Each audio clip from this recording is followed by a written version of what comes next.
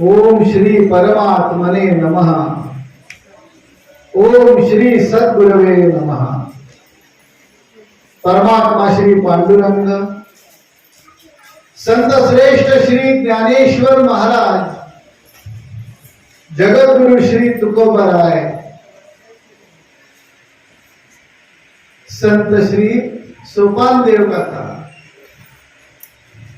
छत्रपती श्री शिवराय, माझे सद्गुरु परमपूजनीय गुरुजी अरविंदनाथ, हे तेजस्वी व्यासपीठ आणि उपस्थित आपण सर्व संत श्रोते, तुम्हा सर्वांच्या चरणी या ज्ञानेश्वरी सेवकाचा साष्टांग दंड.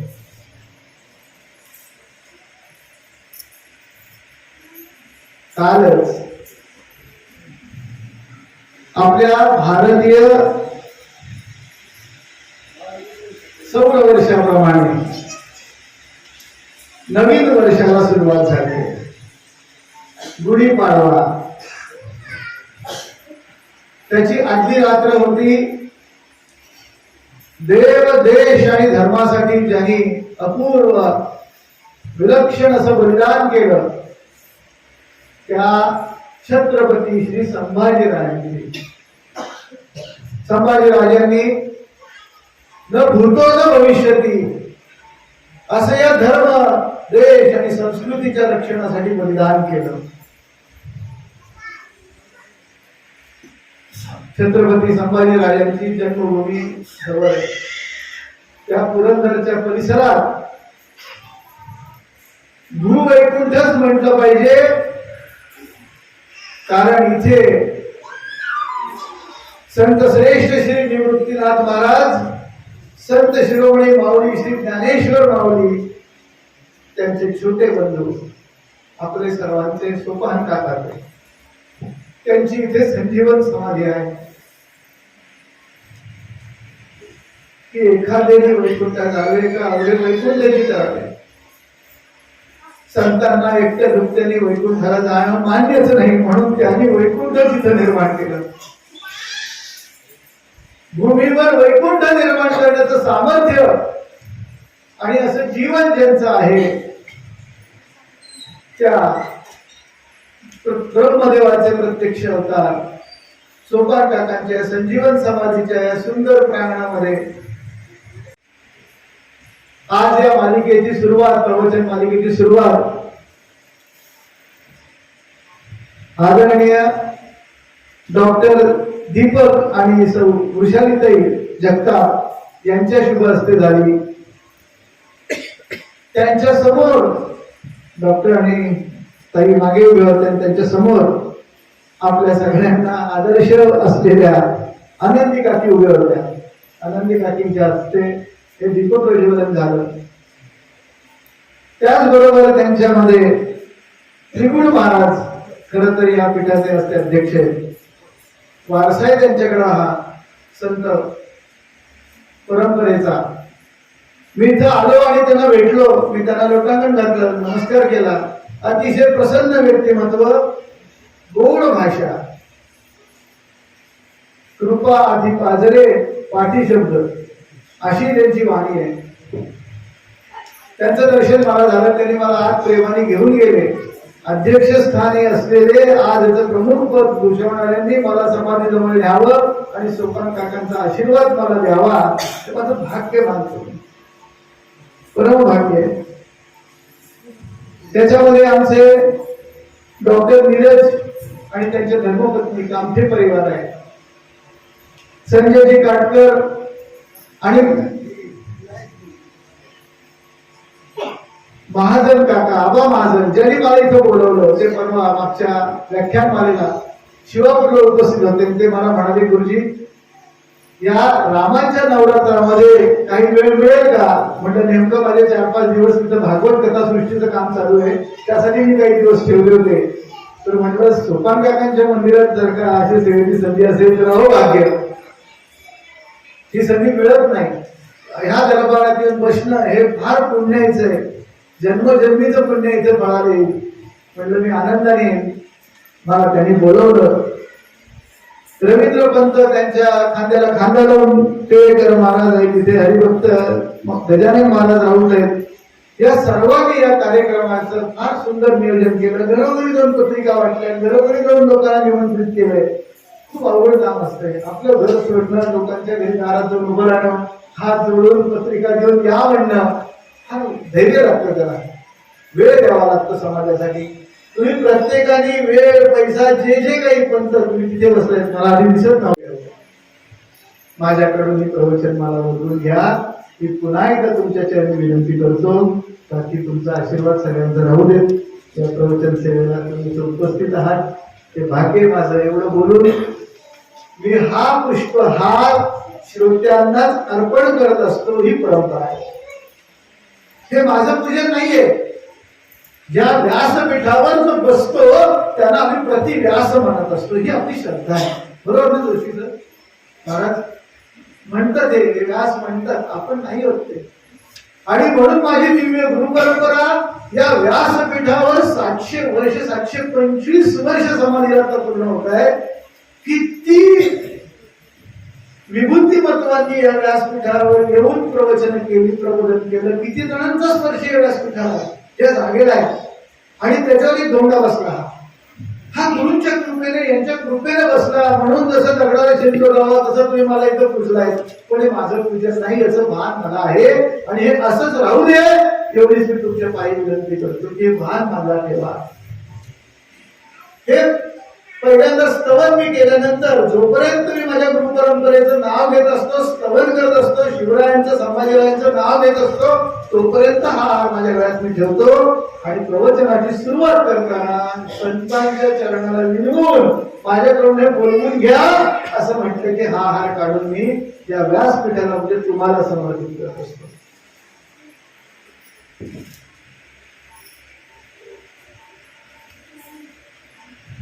रामायण एक छोटीशी आठवण सांगतो आणि तिकडे त्या रामायणाकडे वळतो. या परिसराचा एक खूप वेगळा अनुभव मला आहे. 85 साली मी माझ्या सद्गुरूंना आळंदीमध्ये भेटलो आणि 85 साली त्यांनी मला माळ घालून या दिव्य आपल्या वारकरी संप्रदाय, हा विश्वातला सर्वात श्रेष्ठ संप्रदाय आहे, या संप्रदायात मला ऍडमिशन दिली, दाखला दिला आळंदी. आणि त्यानंतर 88 साली आणि 89 साली 2 वर्ष माझ्या सद्गुरूंची इथे ज्ञानेश्वरीवर 7-7 दिवस व्याख्यान मला होती. त्यावेळेस आम्ही इथल्या बाजूलावरती मोठं खोली होती, त्या खोलीत आम्ही राहत होतो 7 दिवस. आणि तेव्हा माझ्या गुरुजींच्या डोक्यात अशी कल्पना आली, स्फुरली की 90 साली ज्ञानेश्वरी ग्रंथाला 700 वर्ष होणार आहे. आणि त्यानंतर 6 वर्षांनी ज्ञानेश्वर तुझा म्हणवीनं त्या भूमिकेतनं ज्ञानेश्वरीचा, गीतेचा आपल्या शक्तीने जसा जमेल तसा प्रसार करूया असं ठरलं. आणि इथे आम्ही जेव्हा 2 वर्ष राहत होतो 88 आणि 89 साली, त्यावेळेस स्कूटरवरून 90 साली 88 साली, म्हणजे आज किती वर्ष झाली त्याला? 34 वर्ष झाली. 34 वर्षापूर्वी मोबाईल फोन सुद्धा कोणाकडे नसायचे. पण ज्यांच्याकडे असाय त्यांच्याकडे ट्रंपर लावून बसायला लागायचा अर्धा तास. रस्त्याचे मॅप माहिती नव्हते. आम्ही इथे संपूर्ण भारताचा नकाशा काढत बसायचो, मोठे मोठे प्रिंट इथे काढत बसलो. आणि इथून मला गुरुजींनी सर निमंत्रक या संपूर्ण भारत परिक्रमेचं नियोजन करण्यासाठीची जबाबदारी दिली. आणि पहिल्यांदा आम्ही महाराष्ट्र सायकलवर फिरलो 2 वर्ष. आणि नंतर पुढची 4 वर्ष जम्मू, जो आज पिक्चर आलाय ना काश्मीर फाईल्स, तिथे ज्या निर्वासितांचे कॅम्प निर्माण झाले, त्या जम्मूतल्या निर्वासितांच्या कॅम्प बघण्यापासून, मिझोराम पासून खाली कन्याकुमारी, इकडे कलकत्ता ते सोरटी सोमनाथ, असा 6 वर्ष भारत परिक्रमेचा प्रवास जो केला, त्याचं नियोजन, त्याचं पूर्ण रचना सोपान काकांच्या पायाशी बसून झाली. आणि ती भारत परिक्रमा. मी हे बघत असताना खूप गोष्टी मला आठवत होत्या. गुरुजींच्या बरोबर कुंडलिनीची साधना, आपल्या शरीराचे वरती 7 लोक आहेत, खालती 7 लोक आहेत. ओम भूर्भुवः स्वाहा तत्सवितुर्वरेण्यं भर्गो देवस्य धीमहि. हा जो गायत्री मंत्र आहे तो स्वर्गलोकापर्यंतच आहे. गायत्री इथंच थांबते. भूलोक, भुवरलोक, स्वर्गलोक, सूर्यमंडल. स्वर्गलोकाच्या वरती सूर्यमंडल. सूर्यलोकापर्यंत भोगायतन आहे. म्हणजे मनुष्य उत्तम कर्म करून पुण्य मिळवून स्वर्गात जातो. स्वर्गात उत्तम भोग भोगतो. गीतेला स्वर्गलोक मान्य नाहीये. ते त्वं भूत्वा स्वर्गलोकं विशालम क्षीणे पुण्यमर्त्य लोकं विशन्ति एवं त्रैधर्ममनुप्रपन्ना गतागतं कामकामालभन्ते. माऊली म्हणतात तेथ पुण्याची पावटी सरे, सरेच इंद्रपदाची उंची उतरे, येऊ लागती माघारे मृत्यू लोका. आणि स्वर्ग सुख मिळवणं एवढंच आपलं काम आहे का मनुष्य द्यायचं? म्हणून इथे भोगायचं नाही. पाप केलं तर खालचे 7 लोक आहेत. खाली किती आहेत? अतल, वितल, सुतल, तलातल, रसातल, महातल आणि पाताळ. भागवतामध्ये ही या विराट पुरुषावा सूक्ष्मतेने बाहेर लागली. पुण्याने स्वर्ग मिळवणं ही कल्पना थिटी आणि खुजी झाली. त्यावेळेस काय हनुमंतरांचं वर्णन आहे? वेदिले वाढता वाढता वाढे, वेदिले सूर्यमंडला किंवा शून्य मंडला. हा त्याचा गर्भित अर्थ आहे. आपण साधना करता करता पुण्य प्राप्ती करून स्वर्गातील भोगांची इच्छा संपून त्याच्यावरती शिवलोक, महरलोक म्हटलंय त्याला. शिव आणि पार्वती तिथली अधिष्ठात्री देवता आहे. त्याच्यावरती जनलोक म्हणजे महालक्ष्मीचा लोक. त्याच्यामध्ये अनेक पुण्यात्मे आहेत. जनक, अंबरीष तिथले अधिकारी आहेत. त्याच्यावरती येतो तपोलोक, लोया संतांचा आहे, महात्म्यांचा आहे. गुरु गोरक्षनाथ तिथले पीठाधीश आहेत. ज्ञानोबाराय, कुटुंबाराय, सर्व आपली संत मंडळी. संत हा सिद्ध नाही, सिद्धींच्या माथा देव लाथा. संत ही वेगळी गोष्ट आहे. ती काय? साधने तुझ्या सांगेल. हा संतांचा तपोलोक लल्लाडीचा. आणि त्याच्यावरती सत्यलोक, परमात्मा आणि भगवंताचा जिथे पराशक्ती आहे, ध्वनीची देवता आलोक. हे सगळं ब्रह्मांडाचं पिंडाचा ग्रासू तो हाच आहे. आपण हा संबंध ब्रह्मांडाचा एक अंश आणि आपल्यात सगळं ब्रह्मांड आहे ते अशा पद्धतीने आहे. त्यामुळे मनुष्य योनी मिळणं आधी दुर्मिळ, त्यात भारत आहे अति दुर्मिळ, त्यात महाराष्ट्र संतांच्या शिवरायांच्या अहोभाग्य अहोभाग्य अति दुर्मिळ. आता आपण करायचंय का? इथे यायचं आणि जीवनाची या मनुष्य योनीची काय मनुष्य योनीचं गंतव्य आहे, काय प्राप्त करून घ्यायचंय आपल्याला हे समजून घ्यायचंय. आणि त्याच्यासाठी आता श्री रामांच्या नवरात्रात आपण रामायण एक चिंतन ही मालिका ऐकायची. तुम्ही माझ्याकडनं ती बोलवून घ्यायची. माणसानं 21व्या शतकात विज्ञान युगात, अहो केवळ विज्ञान युगात नाहीच, सर्व काळात रामायणाची गरज आहे. विज्ञान माणसाला शांतता, समाधान, सुख, पावित्र्य देऊ शकत नाही. विज्ञान जेवढं प्रगत होतंय त्याच्यामुळे आपली सुखाच्या वस्तू वाढतायत. आज मोबाईल आले, गाडी आहे, अनेक गोष्टी सुखाच्या वाढतायत, शरीराला सुख देणाऱ्या गोष्टी वाढतायत. पण जीवाचं कल्याण करणाऱ्या गोष्टी कुठे द्या? त्यामुळे विज्ञानाच्या प्रगतीनं जग जेव्हा नाशाच्या टोकावर जाईल तेव्हा विज्ञान करत, तेव्हा संपूर्ण विश्वाला मानवाच्या कल्याणासाठी, आपापल्या राष्ट्राच्या उन्नतीसाठी ज्या गुणांची आणि ज्या गोष्टीची आवश्यकता आहे ती फक्त भारतात आहे. ती म्हणजे अध्यात्म, ते म्हणजे आपलं वेदांत शास्त्र, ते म्हणजे ऋषीमुनींचं ज्ञान, ते म्हणजे आपलं संत वाङ्मय शिवचरित्र. शिवचरित्र आणि संत वाङ्मयाची जगाला गरज आहे आणि सार्वकालिक गरज आहे. हा माणूस बदलत नाहीये ना. माणूस सुधरेल कसा? विज्ञान बाह्य गोष्टी बदलतंय, विज्ञान भौतिक जगत बदलतंय, पण अध्यात्म हे सनातन आहे. ज्ञानेश्वरी, गीता, रामायण सनातन आहे. सनातनचा अर्थ आहे पूर्वीही होत, आजही आहे, पुढेही आहे. पूर्वीही गरज होती, आजही आहे आणि पुढेही असणार आहे. याला म्हटलंय सनातन.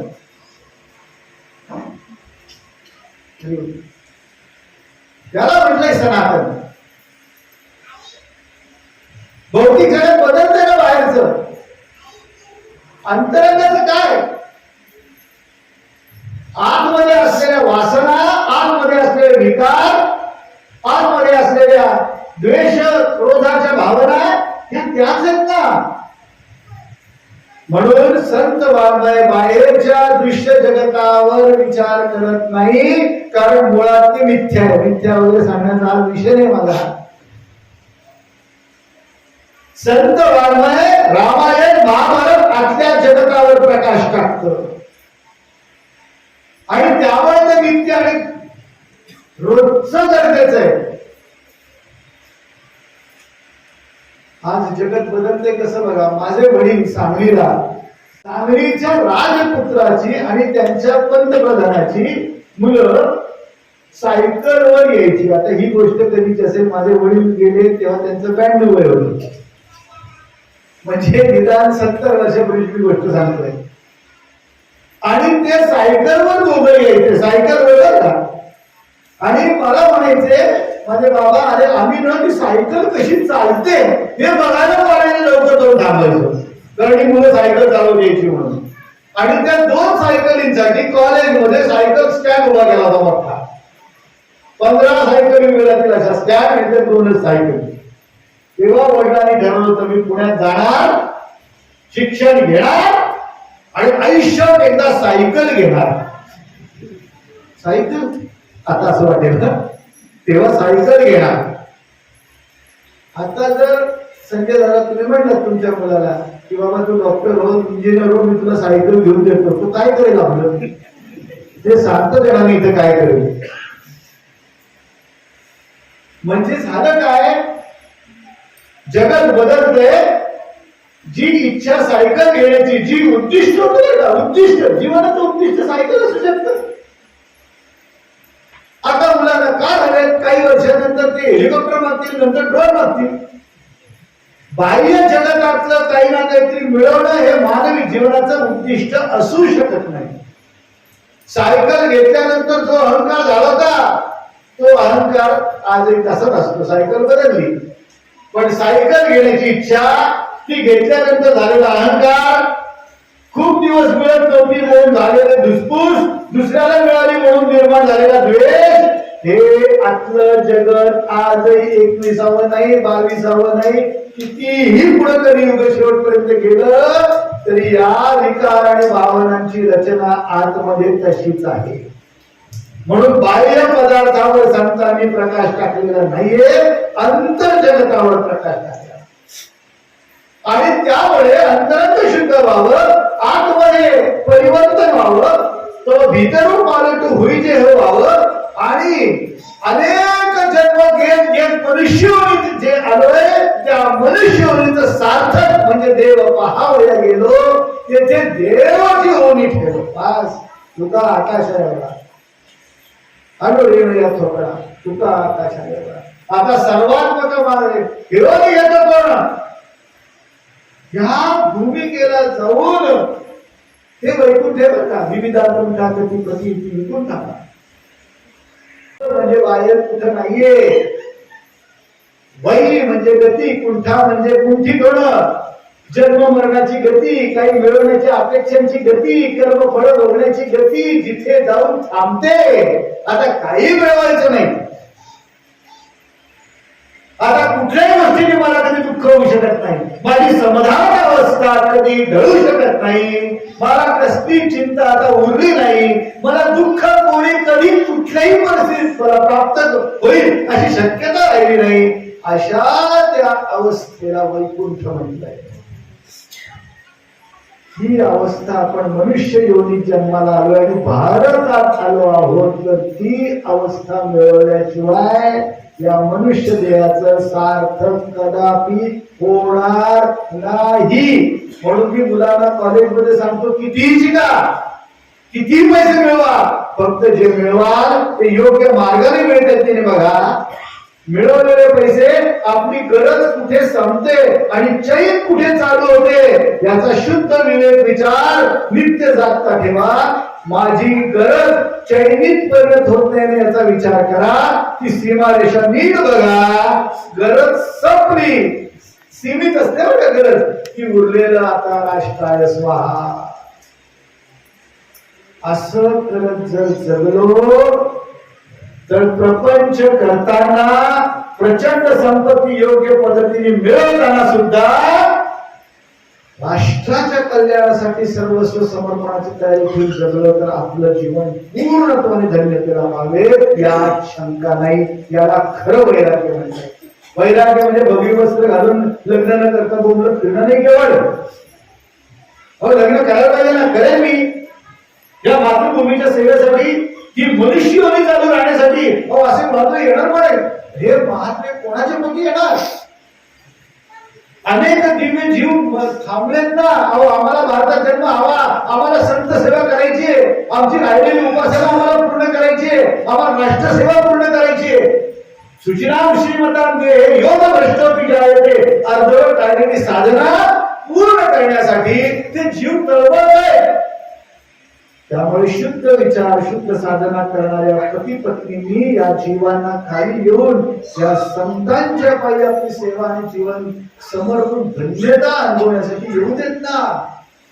त्याच्यासाठी आपण एक त्याला निमित्त होऊयात ना. म्हणून योग्य पद्धतीने विवाह, योग्य पद्धतीने गृहस्थाश्रम, योग्य पद्धतीने अर्थार्जन पुरुषार्थ गाजवण्याचं सामर्थ्य आपल्या भारतीय तरुणांच्या तयार व्हायला हवं. म्हणून रामायण, महाभारत, शिवचरित्राची नितांत आवश्यकता आहे. सर्व काळात आहे. रामचंद्र पराक्रमी आहेत, म्हणजे दुबळी पोरांना गरज नाही आवडण्याची आहेत ना. रामचंद्र विवेकी आहेत, सामर्थ्यशाली असूनही नम्र. काय सामर्थ्य आले की मस्ती येते, मग येतो. सामर्थ्य असणं आणि नम्रता असणं या दोन टोकाच्या गोष्टी एकत्र आहेत आणि तिथेच देवत्व असतं. प्रचंड ऐश्वर्य आणि त्याच वेळेस त्यागी वृत्ती आहे.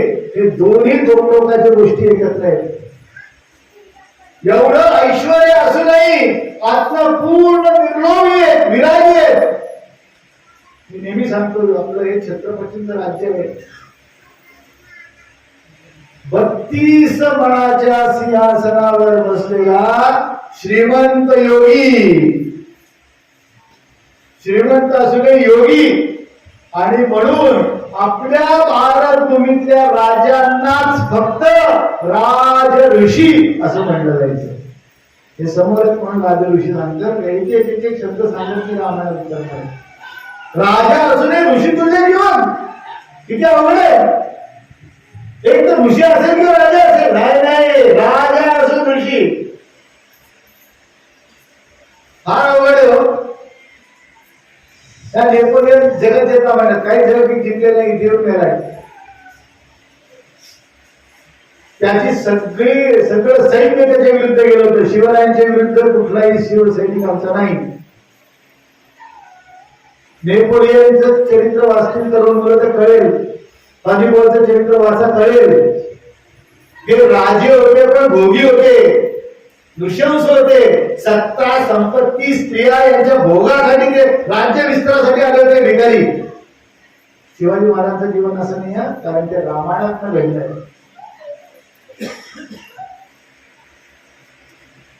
संभाजी महाराज औरंगजेबाचे कैदेत होते, त्यांचा छळ चालला होता.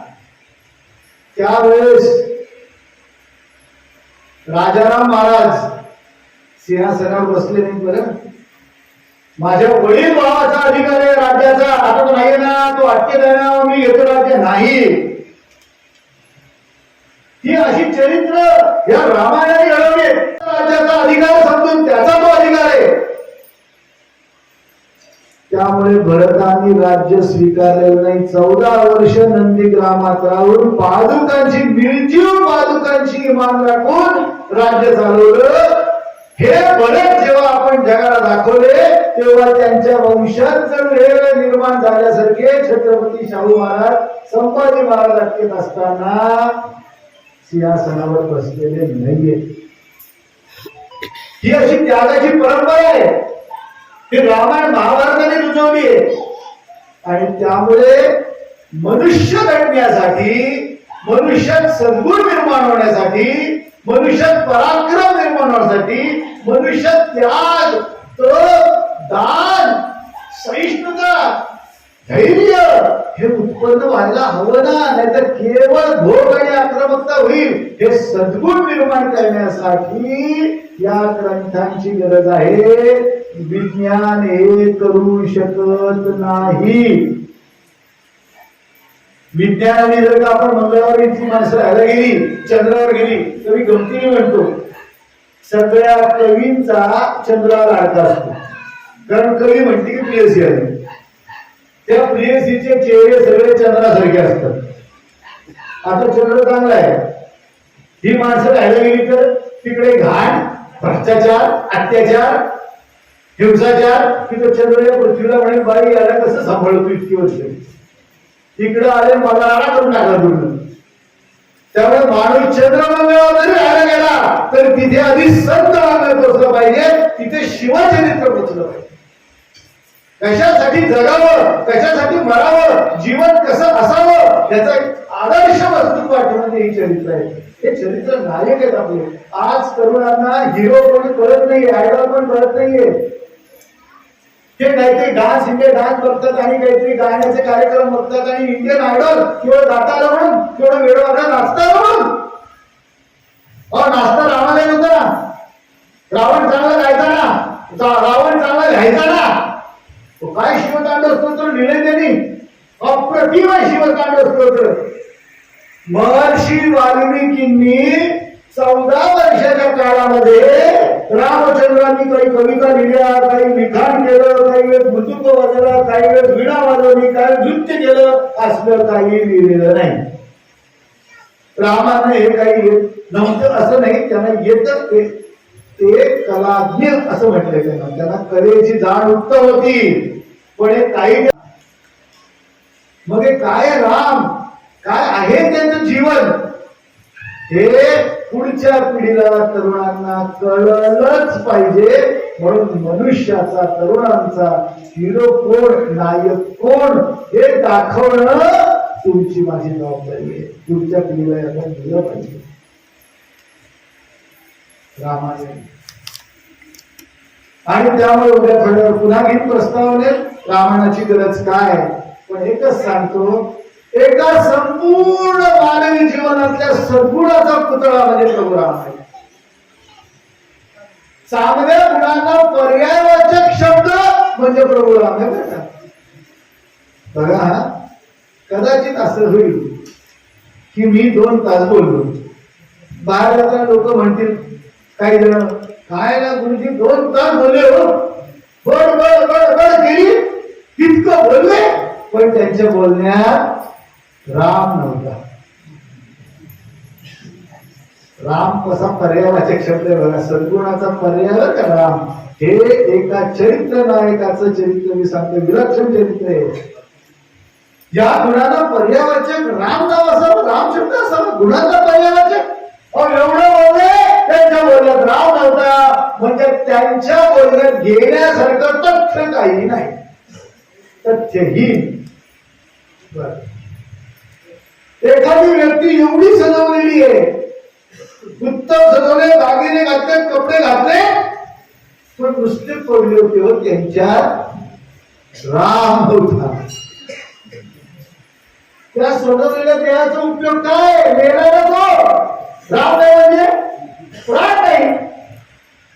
बाकी सगळे दागिने, कपडे फक्त हलत बोलत नाही, तू उपयोग नाही त्याचा.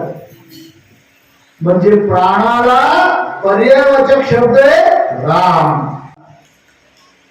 मग हे काय राम, काय आहे त्यांचं जीवन, हे पुढच्या पिढीला तरुणांना कळलंच पाहिजे. म्हणून मनुष्याचा तरुणांचा हिरो कोण, नायक कोण हे दाखवणं तुमची माझी जबाबदारी आहे. पुढच्या पिढीला याला दिलं पाहिजे.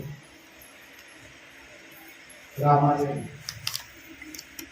आणि त्यामुळे उद्या थोड्यावर पुन्हा घेऊन प्रस्तावने रामायणाची गरज काय. पण एकच सांगतो, एका संपूर्ण मानवी जीवनातल्या सद्गुणाचा पुतळा म्हणजे प्रभू राम आहे. चांगल्या गुणांना पर्यायवाचक शब्द म्हणजे प्रभू राम आहे.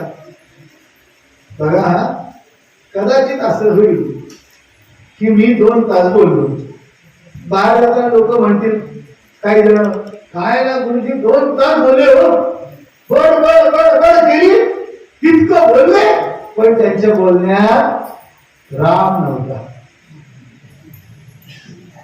राम कसा पर्यायवाचक शब्द आहे बघा, सद्गुणाचा पर्याय का राम. हे एका चरित्र नायकाचं चरित्र मी सांगतो, विलक्षण चरित्र आहे. या गुणाला पर्यायवाचक राम नाव असावं, राम शब्द असावा, गुणाचा पर्यायवाचक. एवढं बोलले, त्यांच्या बोलण्यात राम नव्हता, म्हणजे त्यांच्या बोलण्यात घेण्यासारखं तथ्य काही नाही, तथ्यहीन. एखादी व्यक्ती एवढी सजवलेली आहे, उत्तम सजवले, दागिने घातले, कपडे घातले, पण नुसते पडले होते हो, त्यांच्यात राम होता.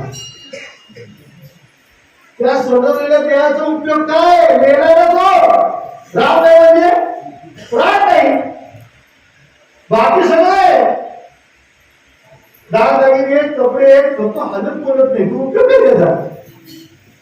म्हणजे प्राणाला पर्यायवाचक शब्द आहे राम. थोडा बौद्धिक घेणार आहे, नंतर कथांकडे जाणार आहे. कथा फार सुंदर आहे, त्याचं मूल्य घेण्यासारखं आहे.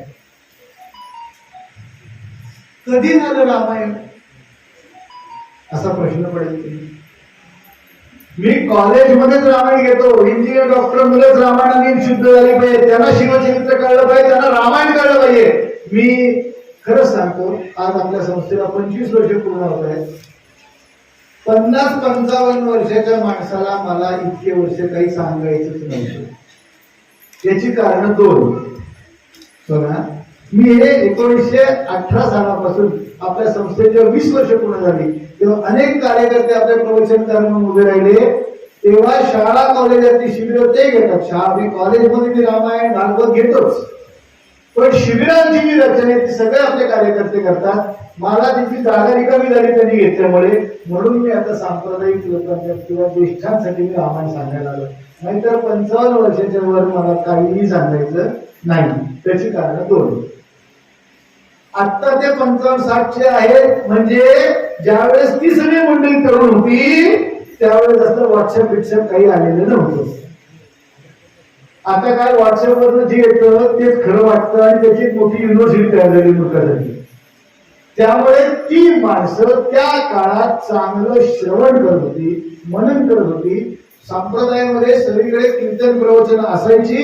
त्या काळात ही सगळी मंडळी बरोबर आहे ना पारायणाला बसलेली असायची. आजच्या तरुणांच्या नशिबात हे नाही, किंवा दळबद्री येते ते या मार्गाला येत नाही, त्यांना आणलं पाहिजे. आणि म्हणून 55 वर्षाच्या वरती सांगण्याची गरज नाहीये. आणि दुसरं, आता सांगितलं तरी ते फार काय करू शकणार आहे. त्याला बरं वाटेल, चांगलं वाटलं गुरुजी, देव जायच्या आधी ऐकलं. अहो, पण जो उत्पाद घालणार आहे, जो उद्या भ्रष्टाचार करणार आहे, जो कदाचित अत्याचार करेल, असा घड टाकत तरुण या जर का रामायणाकडं, गीतेकडं, संत वाङ्मयाकडं आला नाही तर कदाचित चांगलं शिक्षण घेईल, पैसेही मिळवेल, बंगलेही बांधेल, पण जे मनुष्य देहाचं खरं ही तरी सार्थक करणारी गोष्ट आहे त्याच्याकडे वळला नाही तर त्याचं जीवन मातीमध्ये उपयोग काय त्याचा.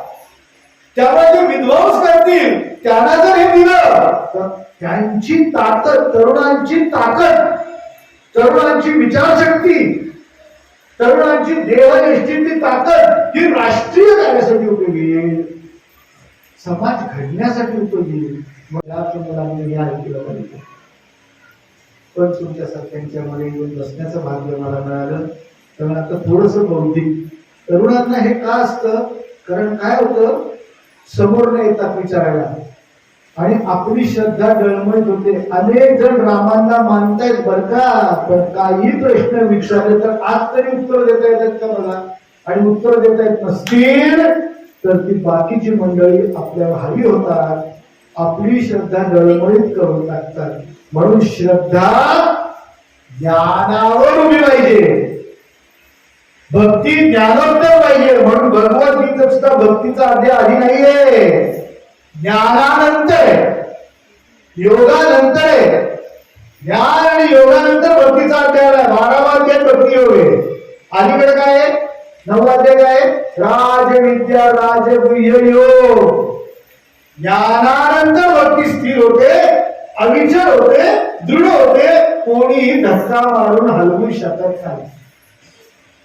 त्यामुळे आजही जर का तरुणांना प्रश्न विचारले तर उत्तर देता येत नाही. म्हणून आधी थोडस आज रामायणाचा काळ आणि रामचंद्रांचे आक्षेप आज घेणार आहे. रामचंद्रांच्या जीवनावरचे आक्षेप, त्याचं खंडन करण्यात उद्यापासून आपण एक कथा घ्यायला.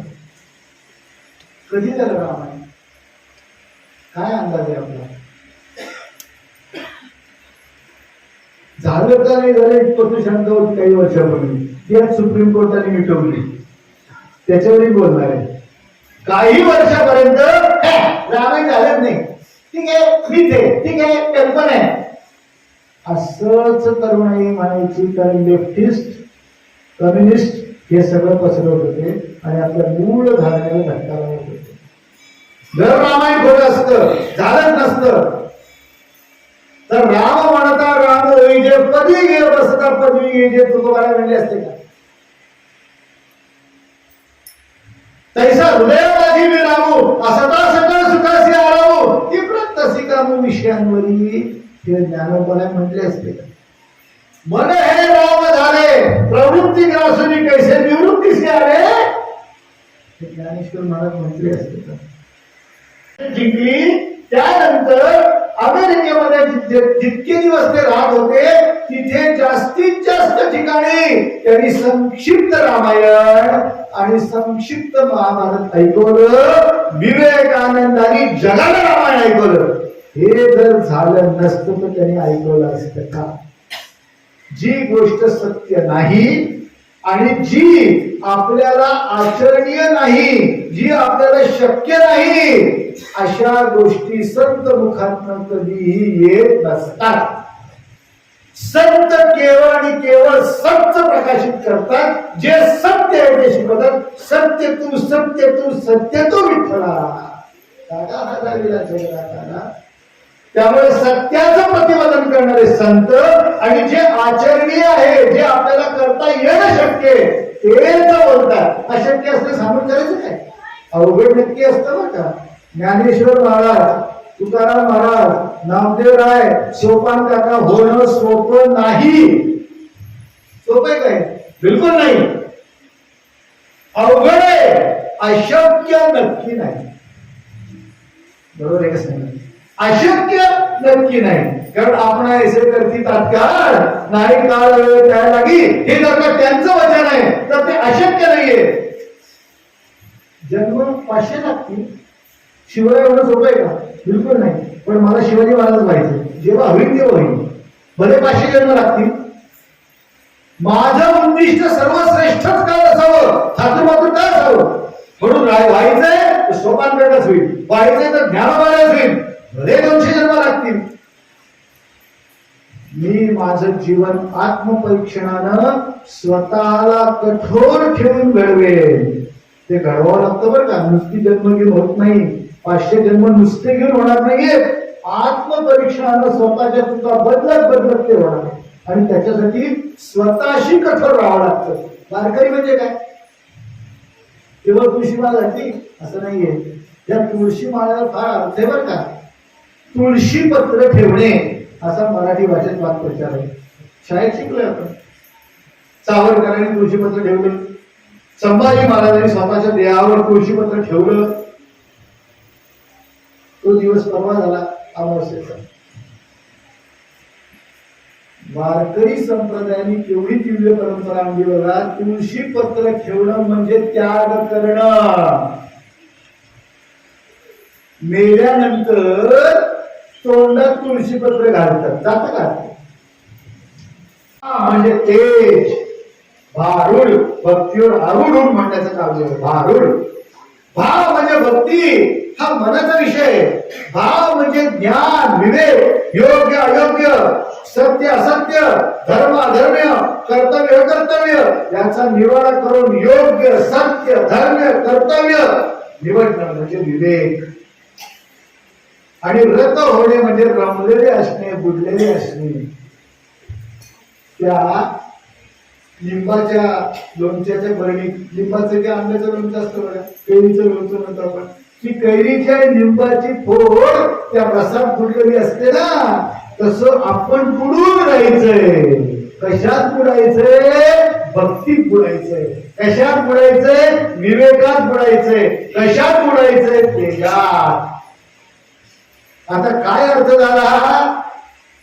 ज्या भूमीतले नागरिक मनानं संवेदनशील भक्तीनं ओठवलेले, ज्यांच्या बुद्धीमध्ये विवेक ज्ञान झाले म्हणजे योग्य विचार आणि योग्य भावना यांच्या मिश्रणानं जो दिवसभर तेजस्वी कामामध्ये रमलेला आहे, बुडलेला आहे, अशा दिव्य मानवाच्या संघाला भारतीय म्हणतात.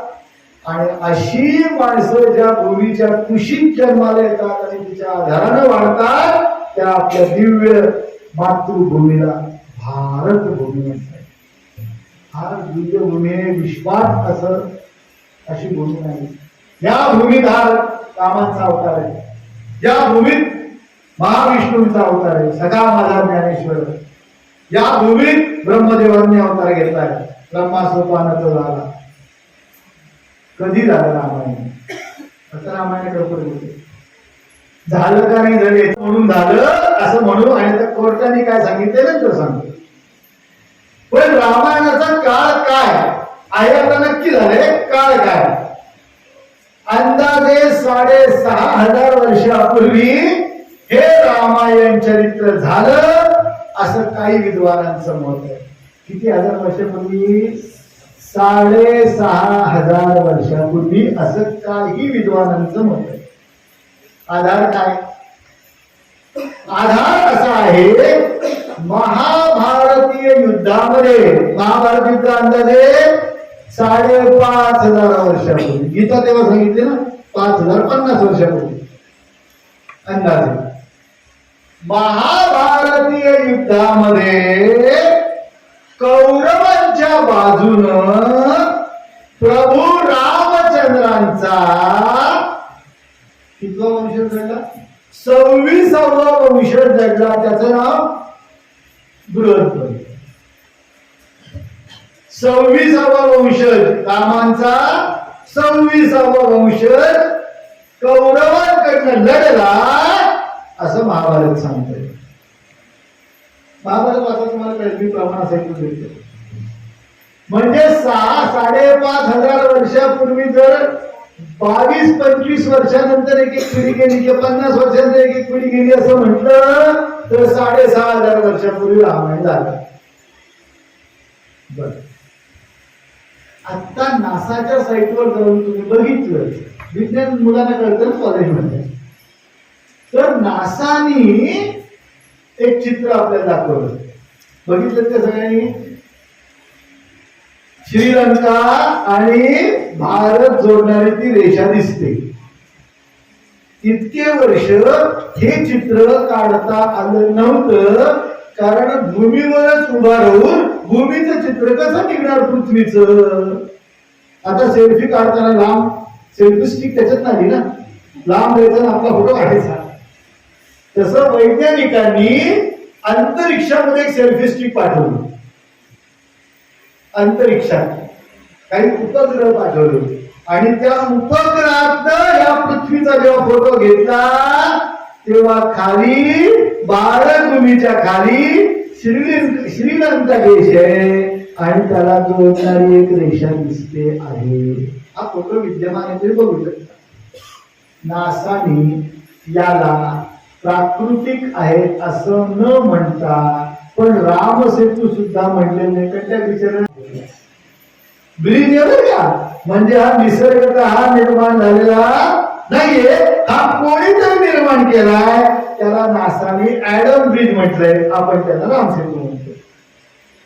बर, याचा काळ अंदाजे 16 ते 17 लाख वर्षापूर्वी सांगितलं आहे. किती? 16 ते 17 लाख वर्ष. मग आता हे जमत नाही ना गणित, म्हणून महर्षी वेदव्यासांकडे जावं लागतं. महर्षी वेदव्यास कोण आहे? गुरुराम गुरु. व्यासोच्छिष्टम जगत्त्रयम्. व्यासांनी स्पर्श केला नाही असं एकही क्षेत्र शिल्लक नाही. बरोबर ना? म्हणून महाभारत नाही ते नोरेंची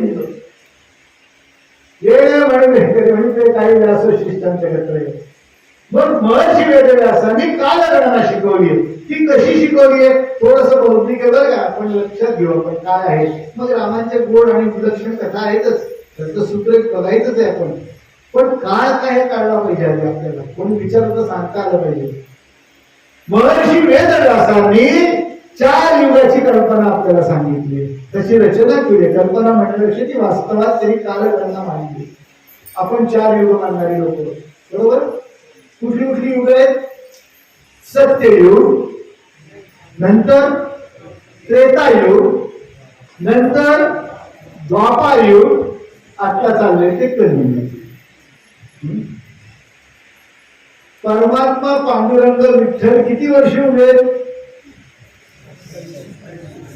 युगे. आता 28 युग कशी धरणार, कशी मोजणार? ती मोजता येतात म्हणून आपल्याला महाराजांनी सांगितले 28 युग कशी. आता 7वं मन्वंतर चालू आहे. भागवतामध्ये आत्ताच्या युगाला कलियुगाला 7व्या मन्वंतरातलं कलियुग म्हटलंय बरं का. म्हणजे काय? मन्वंतर म्हणजे समजून घ्या. सत्ययुग, त्रेतायुग, द्वापारयुग, कलियुग झालं की कळलंय. सगळं हे गुंडाळून ब्रह्मदेवाच्या, ब्रह्मदेव सुद्धा भगवान विष्णूंचा सांगतो. पुन्हा सृष्टी, पुन्हा सत्य, त्रेता, द्वापार, कली असं 4 वेळा झालं की एक मन्वंतर म्हणतात. असं 7वं चालू आहे. म्हणजे किती वेळा 4 युग झाली? 7 वेळा. 7 युगे 28 विटेवर उभा. इतकं बुद्धिनिष्ठ आहे हे. नीट समजून घेतलं म्हणजे आपण माहितीच नसतं, आपण रोज अर्थी म्हणतो युगे 28 विटेवर उभा. कधी उभा? कसल्या 28 युग कोणी काढलं? नामदेवांनी शिकवलंय कसं मोजायचं, कारण महर्षी वेदव्यासांनी सांगितलं 28 युग. आपल्याला कुठे जायचंय? 17-17.5 लाख वर्षापर्यंत. समजून घेऊ काळ काय म्हणजे राम काय काय काळ तो कसा येतो बघा. आता आपली 100 वर्ष म्हणजे देवतांचा 1 दिवस. आपली 100 रात्रीचे देवतांच्या 1 रात्री होतात. म्हणजे गणित कसं जातं बघा. मानवी 200 वर्ष म्हणजे देवतांचा 1 दिवस. देवतांचे 1 दिवस मला एक फार अवघड वाटायचं. काहीतरी सांगतात बाबा असं वाटायचं पहिल्यांदा. पण मी तरुणांना सांगतो डिस्कवरी सायन्स बघा. विजू डिस्कवरी सायन्स वर आम्ही दोघं होतो. मला उद्या ते तारीख पाठवणार का? पाठवलं मी सगळं. मी इथे सप्रमाण बोलणार आहे आणि तुम्ही शोधू शकता. रामायण इतकं दिव्य आणि इतकं सप्रमाण संत कधीच अधांतरी बोलत नाही. आपल्याला फक्त संतांचा आधार आहे. म्हणून आपण संत प्रामाण्यवादी आहोत. संतांनी जे सांगितलं तेवढंच प्रमाण मानणारे लोक आपण. काय सांगाल होतं मी? डिस्कवरी मध्ये सायन्सवर एका किड्याची कथा लिहिली. आम्ही डोळे फाडून बोलतो 24 तासच जगणारा किडा. तुम्ही जर नेटवर टाकलं तर तुम्हाला सापडेल. त्याचा जीवनकाळ सांगताना डिस्कवरी सायन्सने शोध लावला. तो किडा फक्त 24 तास जगतो. जन्माला येतो बारीकशा अंड्यातनं, तो जन्म घेतो आणि 3च तासात तो प्रौढ होतो. मी 58 वर्ष म्हणजे किती दिवस जगलो? काढा कॅल्क्युलेटर कोणती करून मला सांगा तोपर्यंत. त्या किड्याच्या दृष्टीनं मी त्याच्यासारखं किती आयुष्य जगलो?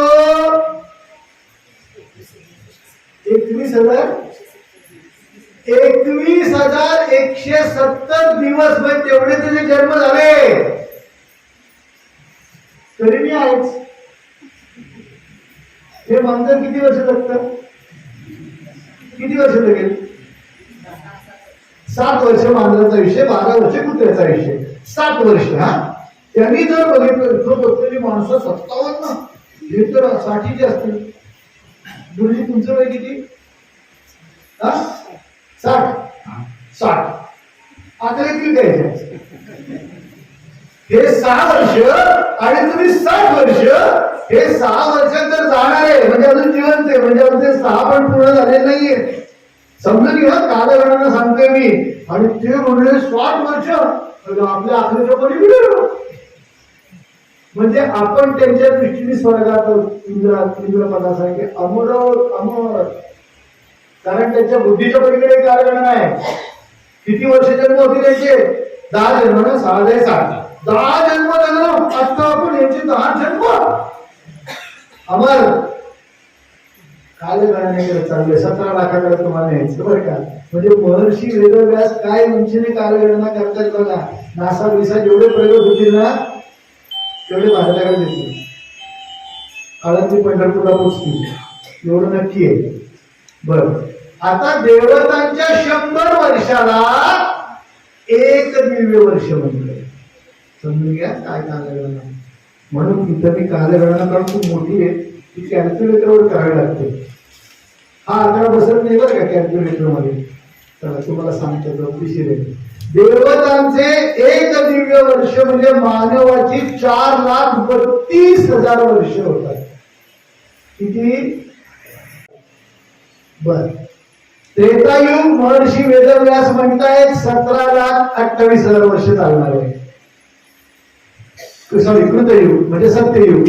त्रेतायुग चालणार आहे 12,96,000 वर्ष. द्वापार युग झालं 8,64,000 वर्षाचं झालंय. आणि कलियुग चालणार आहे 4,32,000 वर्ष. याच्यात सगळ्यात 4-4 लाखाचा फरक पडलाय. आता त्रेतायुगाच्या मध्य काळात रामांचा जन्म आहे. म्हणजे त्रेतायुगाची 12,96,000 त्यातली आपण घेतली 8,79,000. कारण त्रेतायुग अर्ध घेतलं ना.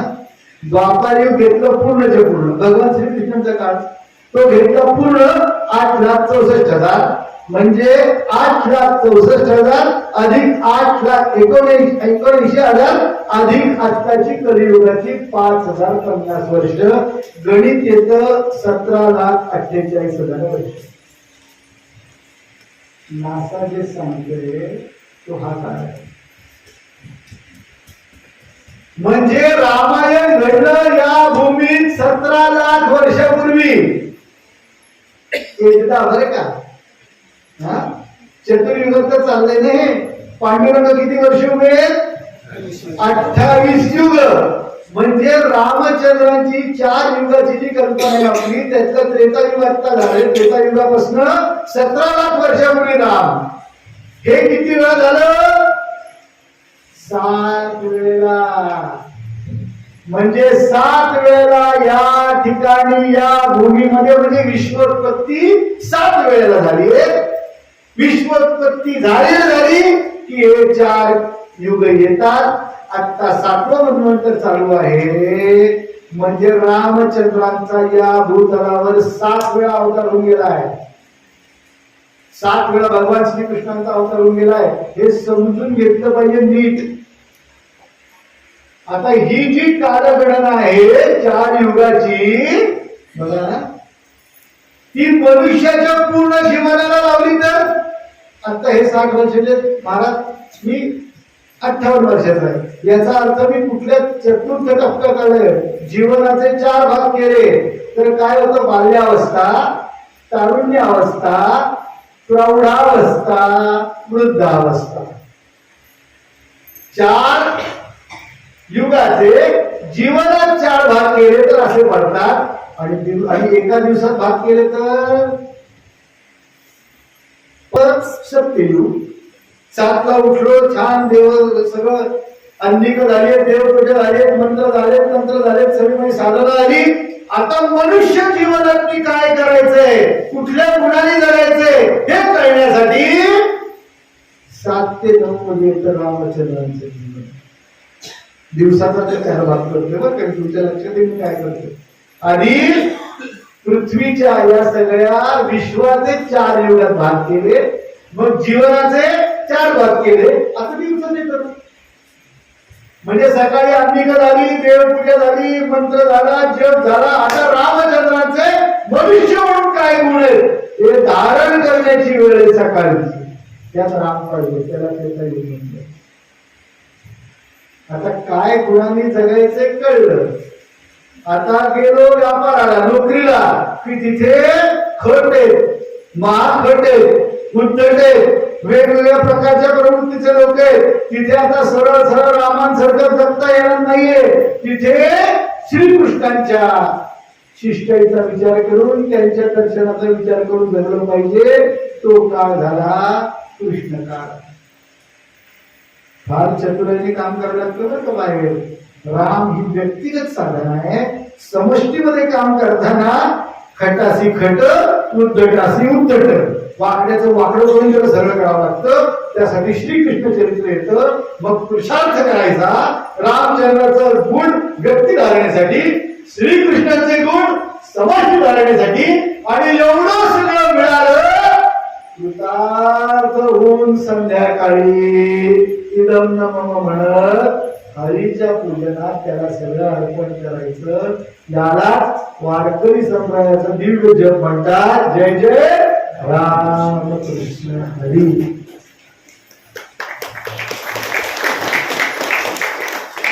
हा जग जगात भारी आहे.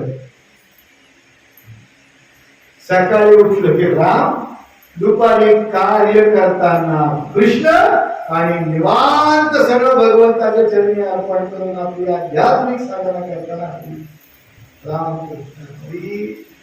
असं हे जीवनाचं रसायन आहे. म्हणून राम सर्व काळ सकाळी चिंतन करताना मनुष्याचे सर्व गुण संपन्न म्हणून आदर्श मर्यादा पुरुषोत्तम म्हणून गरजेचं आहे. रामायणाचं काय ठरला सत्य आहे हे आता सुप्रीम कोर्टाने जाहीर केले की नाही.